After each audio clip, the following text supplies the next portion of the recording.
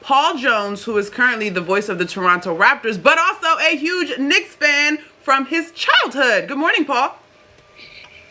You're not supposed to say that too loud. No, He said, "Don't make it hot, Monica, don't make that it hot, stuff don't that make we it hot." say off camera, they got to pay for that. That's an extra revenue stream Okay, for us, well- and a little behind the curtain stuff. Okay, but I will We say hear this, it, you're Paul. right.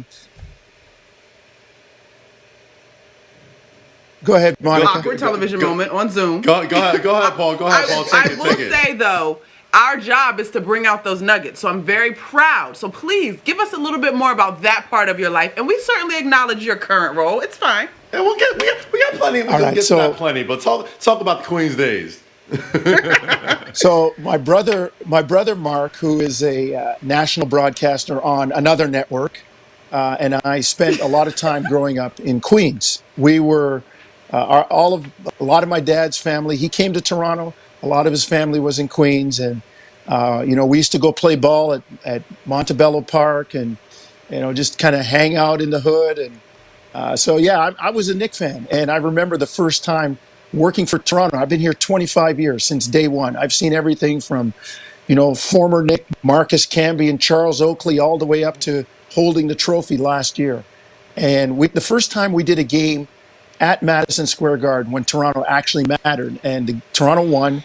It was an afternoon game. I interviewed Vince Carter after the game on the court, and the guy jumped in my ear, producer, "Okay, clear." And the cameraman's like, "Let's go." I'm like, "Let's go." Hell no. You know how long it took me to get to this court and stand on center court after doing an interview? Man, you're going to have to get me out with a subpoena. That's hollow ground, man. Everybody knows there's no place like the Garden. So, man, shout out Queens. I'm a Far Rockaway kid myself, so you know how it goes, Paul. You know how it goes. Let's get into some Raptors talk, man. I know we talk about Toronto. You've been through every ideation from day one to the chip. And this year, you guys are playing in Tampa, of all places, because of obviously what's going on in the world and with COVID and travel restrictions. How much do you think that is going to change the energy of the Raptors, because they do have one of the greatest home court advantages in all of sports, and now playing in Tampa with probably no fans? How different is it going to be for you, especially calling these games? Yeah, Kaz, I mean, first of all, it means we call from the studio, like a lot of other NBA broadcast teams. It's tough because we do have a great home court advantage, but the question is how many fans are actually going to be able to sit in the stands and cheer anyway? There's a lot of transplanted Canadians and New Yorkers in Florida. They go down there for the winter. So there's a little bit of familiarity there. And Nick Nurse talked about it yesterday. He's used to things being kind of unsettled. His whole coaching career has kind of been like that. So his job is to get the team ready to play. And you got some professionals. I look at guys like Kyle Lowry, Fred VanVleet. They don't care if they're playing down at West 4th Street or the Garden or on Mars. They're going to bring it. They're going to come with that same energy, and they're going to play hard. So I think there will be a little bit of an adjustment period there.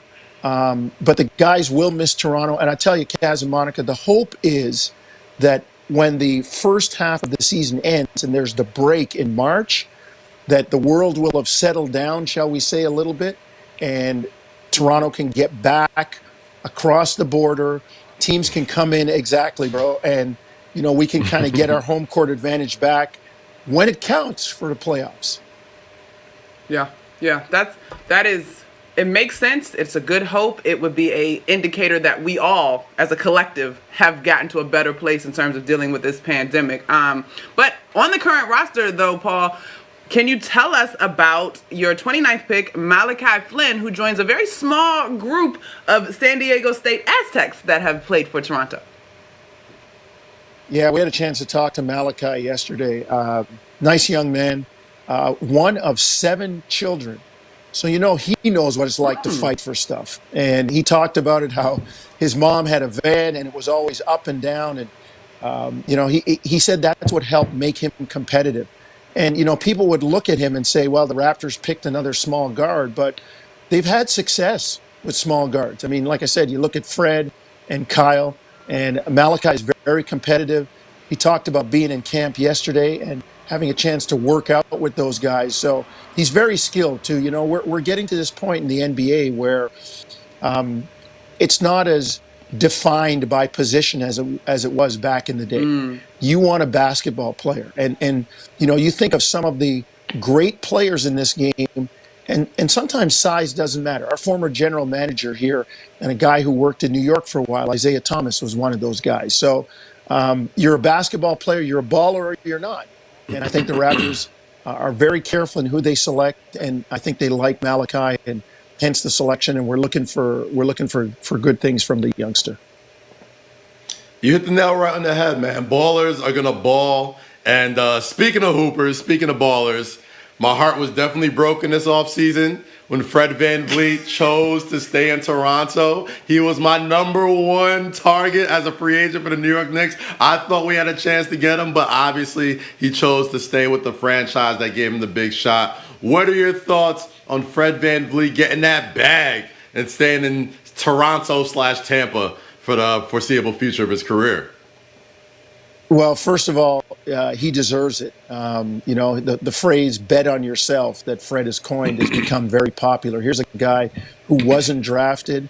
I remember him coming into camp, the first camp out in Vancouver, and I saw him in summer league, and I said, I like this kid. How can he go undrafted? And then he came to camp, and he was head to head with Kyle Lowry, kept his mouth quiet, worked hard, learned everything, and has become part of the fabric here in Toronto. So the Raptor fans, Kaz, as much as you are disappointed that he didn't show up and put on a Knick uniform, there's a lot of Raptor fans breathing up. That heavy sigh you hear is a lot of Toronto fans saying, man, we got a piece of our championship core back, along with Lowry, Siakam, VanVleet, OG Anunoby.